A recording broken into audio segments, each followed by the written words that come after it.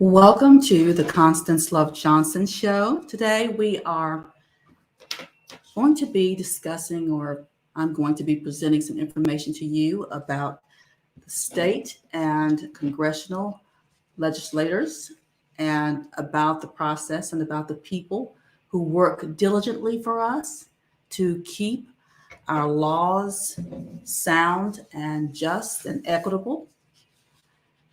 And I want you to make sure that you go to constancelovejohnson.com to view the PowerPoint presentation. It's a little wordy today. It's a bit wordy, the PowerPoint is. But I promise you in the future, I will always provide you with colorful slides and not as many words, but this was a process that really requires a lot of words. It's almost impossible not to use a whole lot of words. You know, what people do, our legislators do, state and federal legislators, they write consistent every day, what they do most of the time, what they do daily, weekly, monthly, yearly is to, not yearly, but throughout the year, is to write bills and to amend bills. They engage in discussion over bills. And I'm going to explain to you as we travel through this show today what they do. And it's an amazing process. And it's so important that you hear everything that I'm saying today and every aspect of this legislative process. You really need to focus on this process. It's key to your peace. It's important for your justice, your lawfulness, to keep a lawful land, to keep your community active and engaged in legislation is to keep peace in your community. And the more you know about legislation, the more empowering you can be. So I want you to take a look at the PowerPoint on constancelovejohnson.com. It's, as I said, it's wordy, but these words are very important to your life and for your family. So I want you to remember that I will always have a PowerPoint there or a legislative star paper there for you to review as I'm presenting information to you today, as I'm going through the show. We'll have guests on as soon as I get a good feel for this technology here. I'm going to bring some exciting guests on because politicians these are exciting people. You know, we watch them throughout their lives, throughout their working lives, build major projects and events for us. So we're supposed to choose the most exciting, creative, innovative people we can find to run for these offices. We don't need someone to go into the legislation, go into elected office without the capability or the skills to do the work. We sometimes think that a seasoned politician is really the person we want to put into that office, but not necessarily. You know, when I think of Perot, for example, Trump is a bad example, so I'm not going there. But Perot was a corporate leader who walks into this campaign running for the presidency and had our attention because of his powerful skills. You know, he had such great experiences with galvanizing and building and developing. And the way that he communicated with us was always funny and lively. And he would have made a great president, I believe. So it's not always the seasoned politicians. Sometimes you look at the records of the seasoned politicians and they didn't even write any bills. for a year. Sometimes they didn't write one bill that passed, or didn't write a bill that was supported.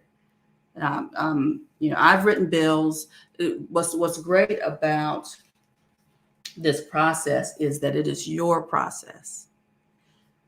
This legislative process is your process, and the work they do is for you. It's for you.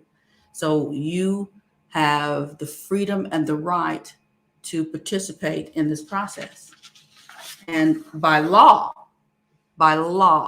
you can participate in this process. And I'm going to tell you how. Before I go further, I'm going to talk, just run through some news bits that I think are extremely important to present today.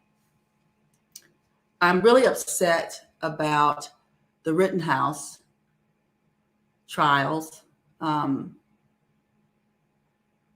want you to not hide this from your children. I know it's traumatic and violent, but our children need to understand that the way that this hearing is being handled is not typical of how children, youth, adults are treated who shoot people and kill people in cold blood. The media doesn't typically joke about it or make it political, showing the person on trial crying. They don't typically do that. They typically call them vicious and violent, and they really go out of their way to make sure that we feel intimidated and scared. Usually that's how the media projects people who are on trial, who do the types of things, who engage in the type of violence that Rittenhouse did. So I want our youth to know that this is not an example, and that this hearing and how the media is responding to this is not the example. We have, in this day and time, a media across the country, our media organizations and corporations, they are predominantly Republican these days. And I'm not saying that it's a bad thing to be of my opposing party. I'm a Democrat. I'm running for the U.S. Senate for North Carolina. I don't expect everyone who is Republican to be, Rittenhouse, and I wouldn't expect everyone who is Republican to be supported by all media either. But it's an odd time, and it's, it could be scary for those who are sitting back watching this hearing and watching them kind of playfully, playing around the courtroom like it's something normal. This is not normal. Someone shot 2 people in cold blood who were just marching down the street. And I want you to understand that when you pick up a gun and you shoot someone, you may be executed by your nation. That humiliates your family. It humiliates your peers, everyone who knows you, your whole community. You lose your footing in your education, your career disappears. It's a traumatic, violent experience to harm other people with guns. And I want you to know that this is not normal. This is a shocking, violent experience to watch this trial and to see that young man's future completely destroyed. So I'm going to stop hitting this table because I see it wobbling. But I just wanted to get that out to the youth. I'm also impressed, another news bit, I'm also impressed with Judge David Lee for acknowledging the Leandro case and the money that's owed to our educational system. I'm very impressed with that, and hats off to you, Judge Lee. And we are hoping that our state legislators follow through with providing our schools with the necessary funds they need to keep our children strong, keep our children educated and competing in this global marketplace, because education, of course, is your first step to your career. So I'm very impressed with that. Thank you so much, sir, for doing that for us. And I want the legislators to know that you, North Carolina legislators, and I'm sorry, I need to specify that, North Carolina judge, North Carolina's legislators, House and Senate, you have neglected our children and you have underfunded our children. I'm not going to talk about the businesses, the minority businesses in the community, and how this educational process impacts our business community and how we thrive in business. We need for you to start taking our economy very seriously.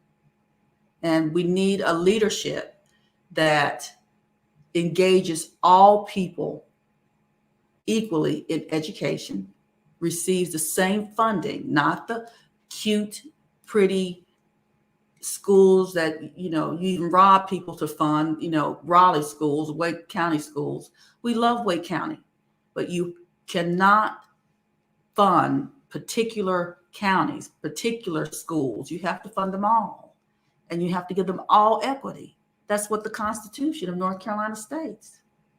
And Leandro's family were absolutely right. And I'm so proud of that family.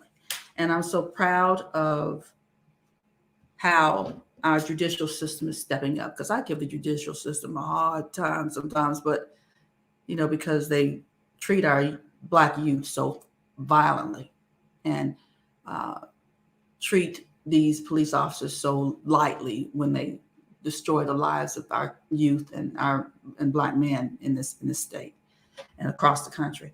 But I'm very impressed with this today, or with this week, and whatever I can do as I pursue this U.S. Senate seat, whatever I can do. I'm a former teacher, a former school administrator. I love education. I love our schools.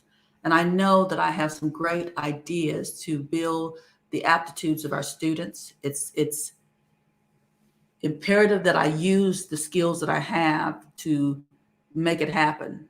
And I will make it happen. If I am elected to this office, our children's aptitudes, their GPAs, their report cards are going to, for each county, county report cards are going to skyrocket. I have great ideas and great plans. My ideas are so great that the governors steal my ideas. So they're great. So I'm wanting to use the full program, the online program that I created, that I introduced to Governor Cuomo, who took the plan and ran, is not complete. What you're experiencing with online schools is what I propose to do, but they're missing 3/4 of the plan. That's what happens when the visionary delivers something and the intellectual property scatters all around without that visionary finishing the project. You miss a good portion of what that process or what that project and vision will bring to life. So it's only 3/4. You've only experienced 3/4 of that project of the online K-12 school. So I look forward to introducing you to the rest of the program. It will increase grades in North Carolina and across the country overnight. Now, let's talk about lawmaking and state legislature and the congressional body of our country. Of course, there is what they have in common, we all know that, is the Senate and the House.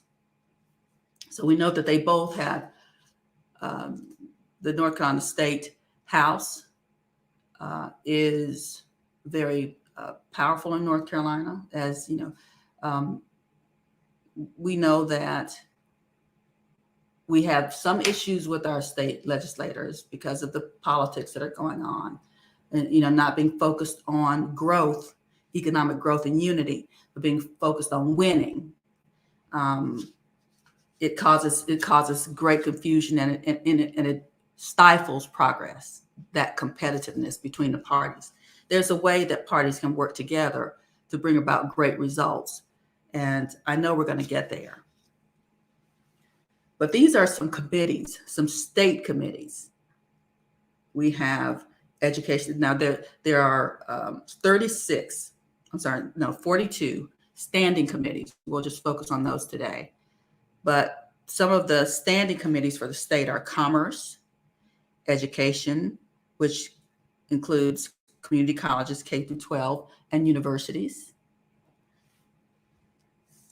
election law and campaign finance reform, energy and public utilities, environment, and ethics. So there are 42 different standing committees. And then the Congress has 36 standing committees. So our U.S. Congress has 36 standing committees, and some of them are education and labor, small business, ethics, commerce, science and transportation, health, education, labor and pensions, small business and entrepreneurship, environment and public works, ways and means. Now, all of these committees are focused on ensuring the health of the United States, and not physical health, that too, but the overall health of the country, and how we work together, how we stay economically strong, how we stay educated, how we keep the crime down. Each committee is responsible for writing solutions that will work to make America function better. So they never end. Every 2 years, the House has to run for office, and some are new coming back, replacing others. And the Senate, of course, now this is U.S. House, 2 years for the U.S. House, 2 years for the North Carolina State House, and 2 years for North Carolina Senate. But the U.S. Senate, the seat that I'm running for, which is Richard Burr's seat, he's retiring. I'm running for his seat, and that term is 6 years. So when you decide to run for a seat in the U.S. Senate, you need to go ahead and give it an engagement ring. Give it an engagement ring, and you're going there for the duration. It's 6 years. Marriages don't last 6 years. So that is a commitment, a 6-year commitment. That's what I decided. I decided that I will marry the Senate. And that is, my spouse is probably not going to like to hear that, but we'll both have to marry the Senate. And we'll both have to make sure our focus and our lives spin around the U.S. Senate. That's what you have to consider when you're running for the U.S. Senate. That's why they tell you it's not a good idea to have a lot of little children when you're pursuing the U.S. Senate. It's a long term, and it requires a lot of attention, and you need to put your full self into that work.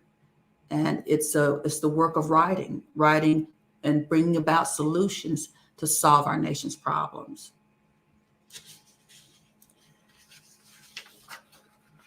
So I'm going to give you an idea of who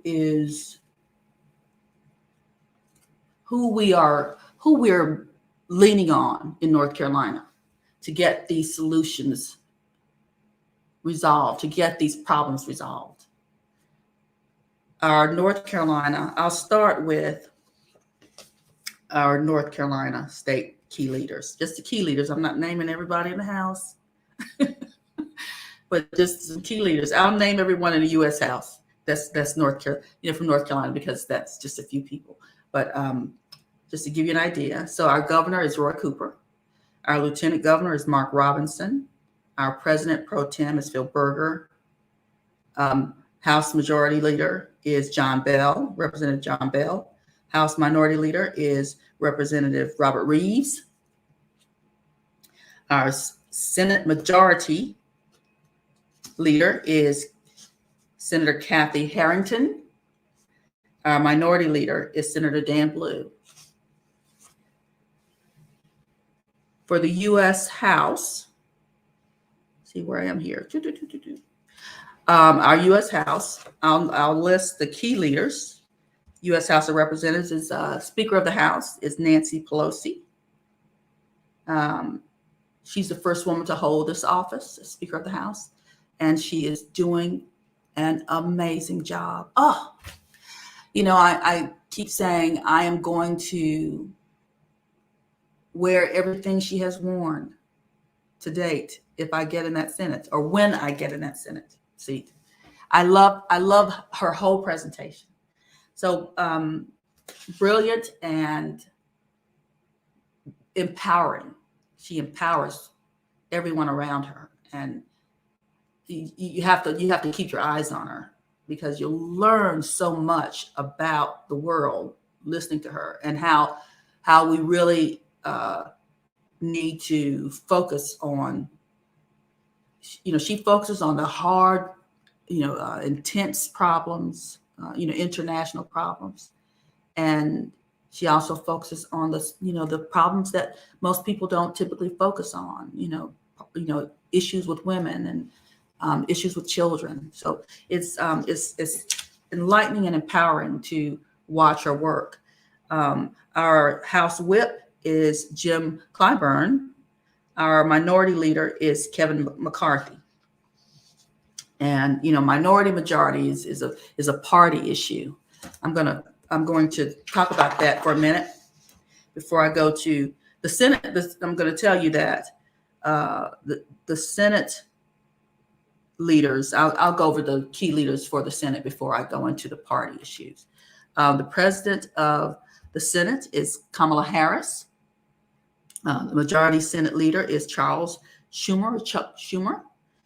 And our Senate whip is Richard Durbin. Our minority Senate leader is Mitch McConnell. Now, I'm going to talk about party a little bit before I talk about or list some of our U.S. House representatives from North Carolina or announce them.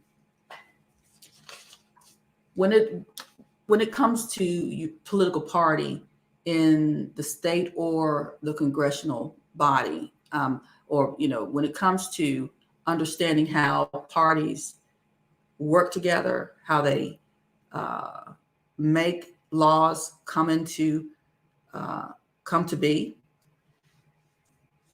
is a very controversial kind of process, but they make it work.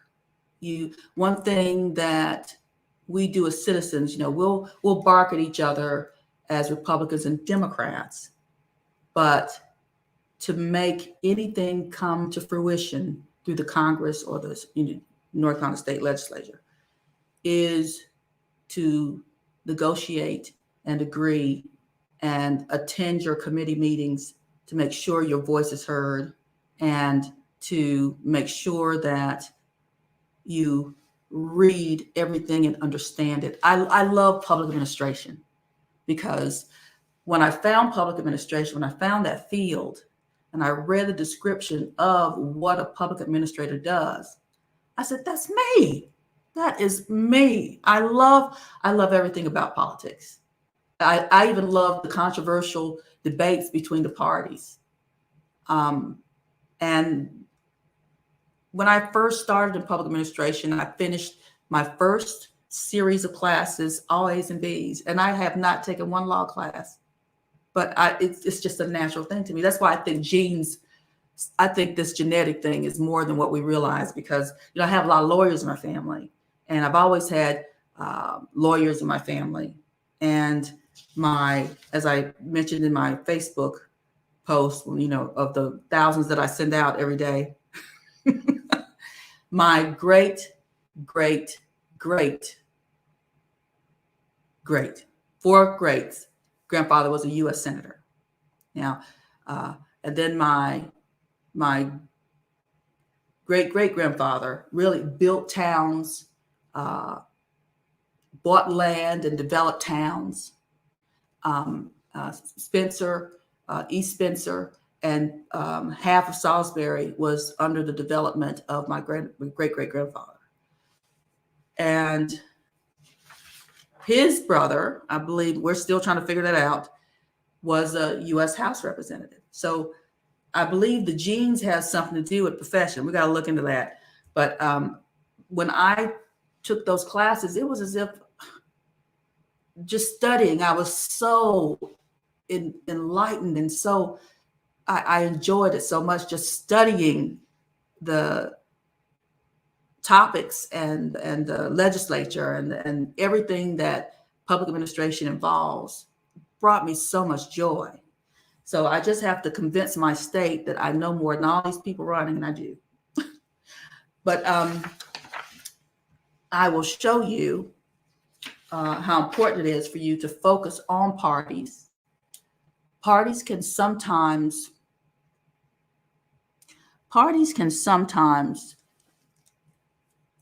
move in the wrong direction. We can choose sometimes leaders that have ulterior motives, not to please you as a citizen, but to gain something for themselves and to gain something for a particular group of people, exclude other people. You have to watch the inroads and the outroads of the parties. And you have to know the objectives of the parties, and you have to know what the goals of each of the parties intend, what they're intended to do. So I am asking you to always study a little more about, not a little more, but a lot more about what your party is doing. A lot of people vote every election and have never been to a party meeting, never been to a meeting to discuss what the party's intentions are and what the goals are and what the theme is and what the intents are, what the intent is. So make sure that you get to know the party you belong to and participate and engage in your party. The Democratic Party is a party that is liberal. They are welcoming of all people. Now, not every Democrat is welcoming of all people. We have racists in the Democratic Party. We follow, I believe the population of Blacks in the country followed Franklin Roosevelt into the Democratic Party from the Republican Party. From Douglas and President Lincoln, we became Republicans. And then when Franklin Roosevelt started to care, and Eleanor, of course, started to care deeply about the economy of Black people by establishing a minimum wage and bringing about numerous economic opportunities for Blacks during the Depression, coming out of the Depression, we followed Franklin Delano Roosevelt and Eleanor, because they were, that's how it happens.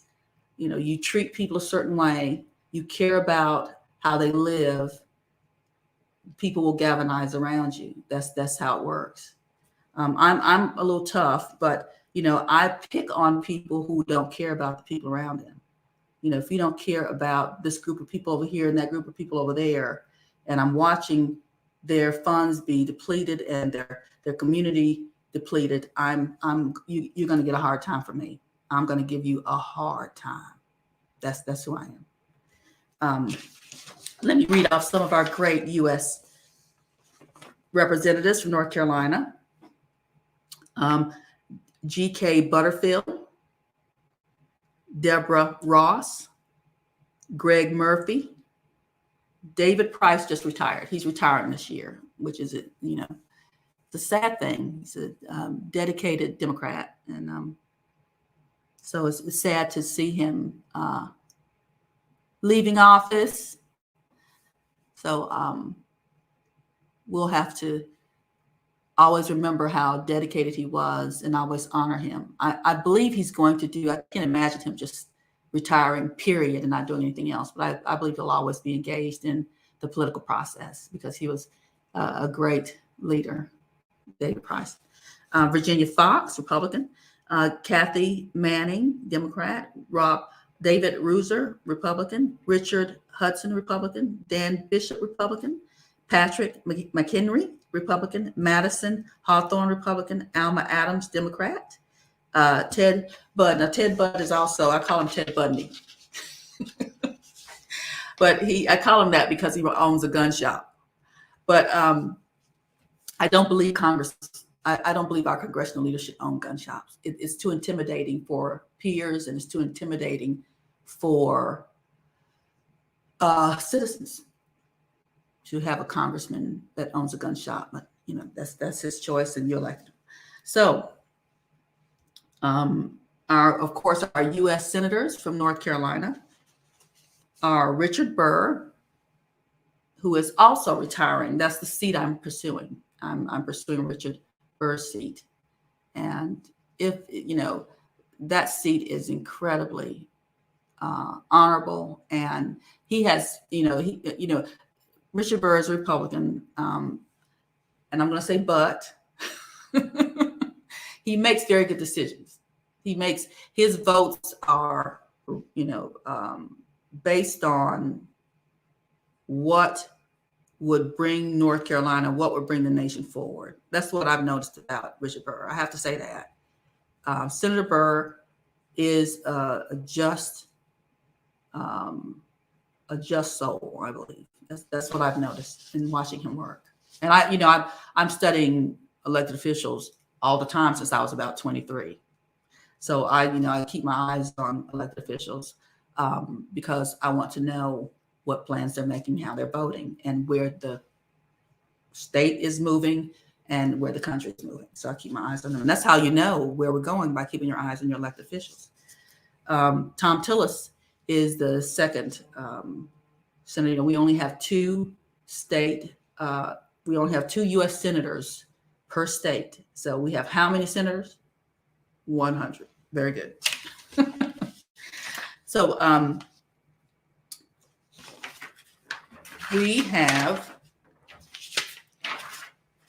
great leaders in North Carolina. We need more Democrats. Right now we have what's great about political parties is when you're in the majority in the state house, state senate, or congressional house or senate, you have great impact on these bills. I just mentioned what these bills do. These bills are written documents that are written to solve problems of the state and the country.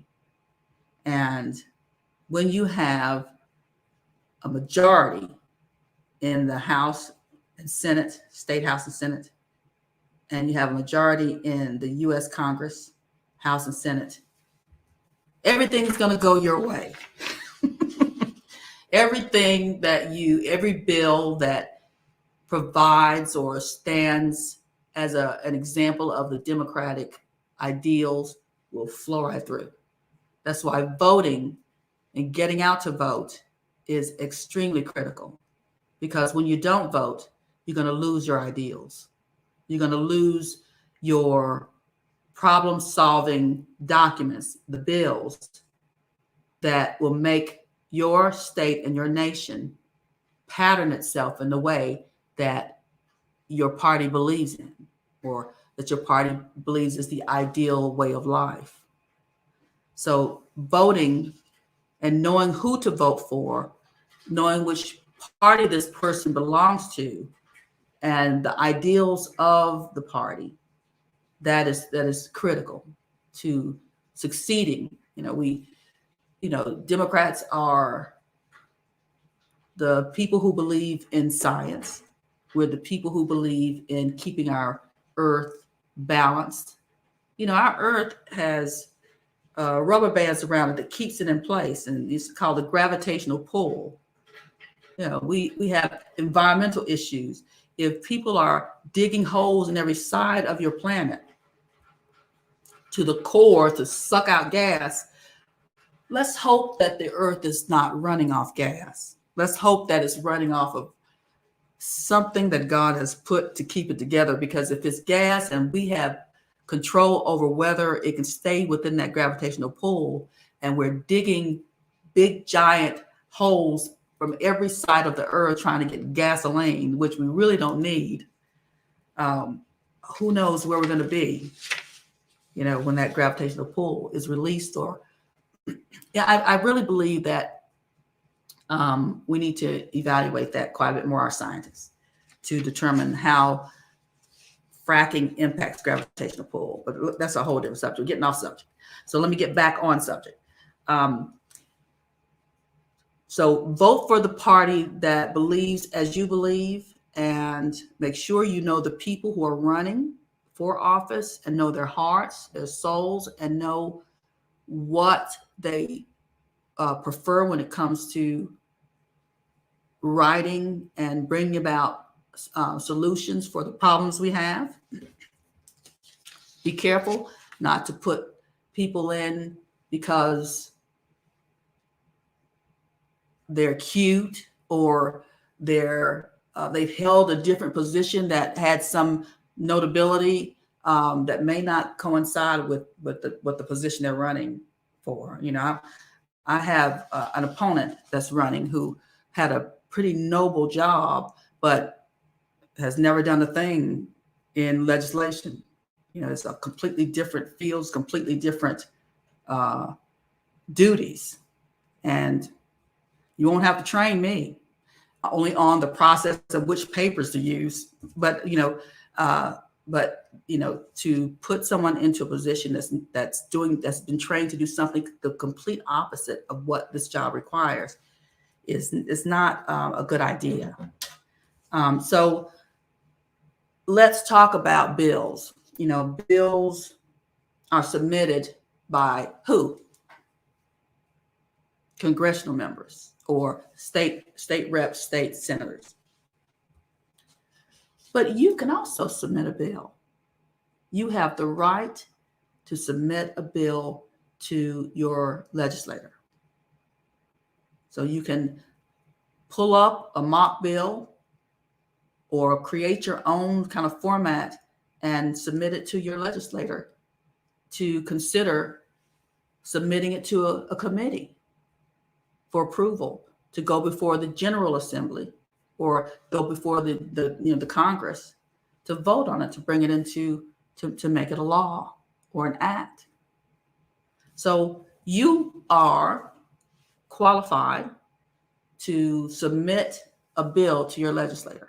If you see a problem in your community, see a problem around the state, see a problem that's taking place across the nation, or how they're relating to another nation, it's your right to submit a bill, to submit a proposal for an act. So that's what's wonderful about the United States. We can engage in so many different ways. You know, a bill is submitted to be voted on by the North Carolina state legislators, and the congressional members. But it's quite different for the federal administration. So when our U.S. President Biden, and his cabinet and his secretaries of his departments, they don't write bills to repair problems in the country. They submit rules. And we'll talk about that in a different show. But I want you to know that they have different responsibilities. And the response and how they come to fruition to become regulations are different from how they become the process for how they become laws. So we'll go into that more in, more in depth later on a different show. But the federal agencies, it's 400 some odd federal agencies, they submit rules, and the rules become regulations.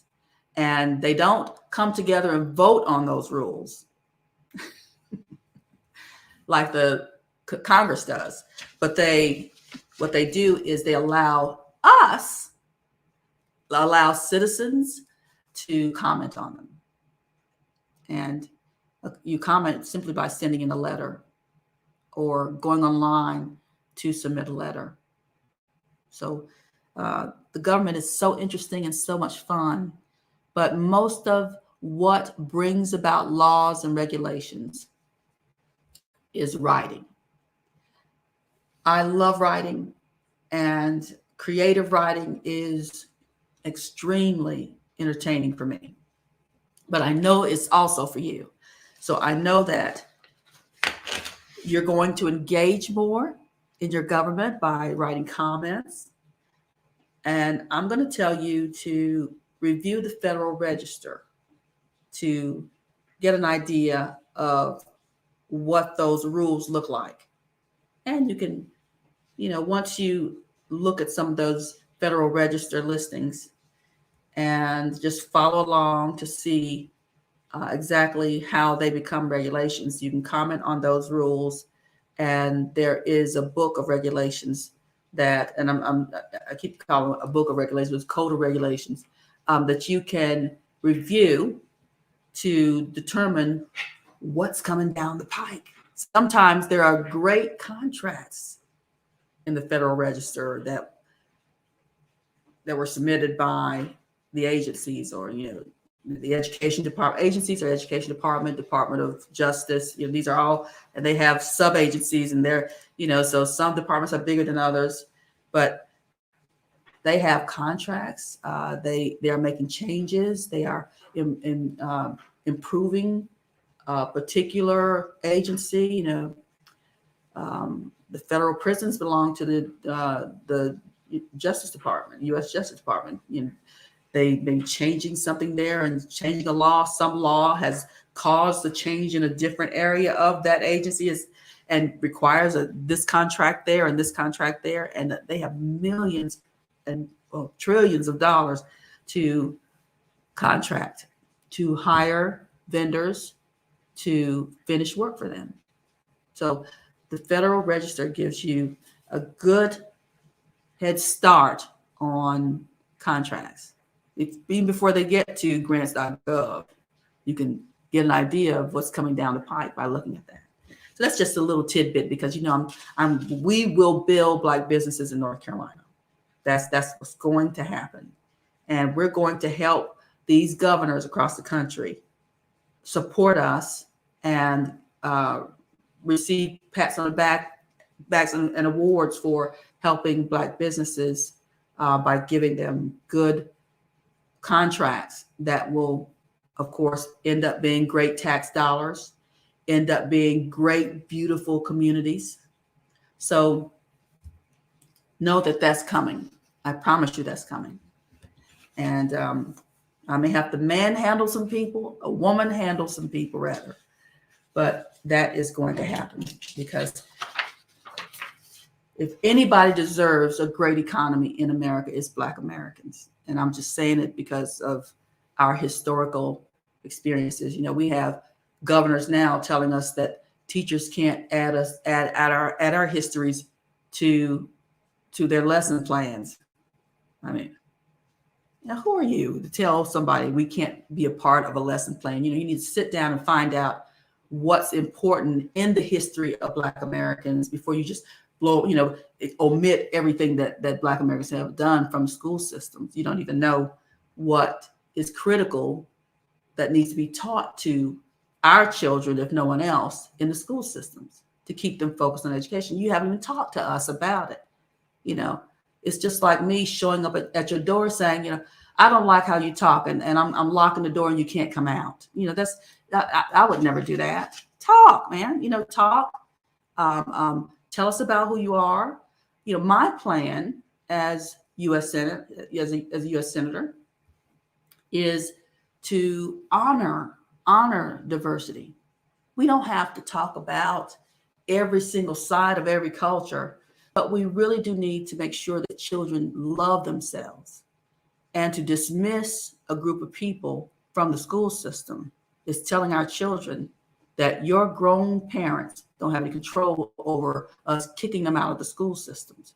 And I'm not letting that happen. You're going to move out of the way and sit down, and we're going to discuss what we will include in the school systems and what is not necessary to be taught in the school systems. But you have to ask us first. You have to sit down and talk to us first. We have too many scholars out here who are capable of assisting you and helping you through this process in a civil manner. But you are not a better American than any Black American. And you're going to have to be civil in every decision you make as an officer, as an elected official of the United States. You're not going to have the last word when you're omitting a group of people from the school system or omitting groups from being a part of a lesson plan in the school systems. My life and my ancestors' lives are very important and could add greatly to Black children's lives in North Carolina. I know it. So, get ready, because you're going to take a different route and a different spin when it comes to acknowledging and honoring all people from all cultures within the school system. And you're not going to make them feel as if they're not supposed to be there. They are supposed to be there, and they will be there. And they're going to do far greater when it comes to cultural acceptance than we did, and that generation ahead of me did. It's going to get better and better, not worse. So I think it's time for me to close. It is. I have only 5 minutes left. And I believe I have probably 10 minutes because I started a little late. But I'm going to go ahead and close out to make sure that I keep everything timely. So I look forward to seeing you next week and delivering some new information to you next week.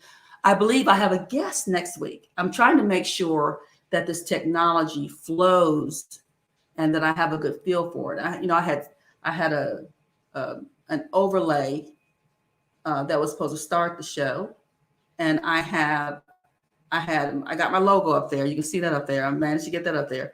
But I want everything to flow beautifully from start to finish before I start bringing guests on. That's why I'm taking my time with inviting guests. But I can't wait to bring you on to talk to you too. I mean, call me if you want to talk about a particular issue. And if you want to come on to talk about a particular issue, I look forward to having you on the show. And remember, we're going to be here every Thursday. I'm going to probably get it there by 7 p.m., but it'll be there between 8:30, between 7 and 8:30. The show will arrive every Thursday. And then it'll get pretty consistent as I get acclimated to this process. Well, that's it for this evening. And I hope you enjoy the show, and I'll see you next week. Thank you.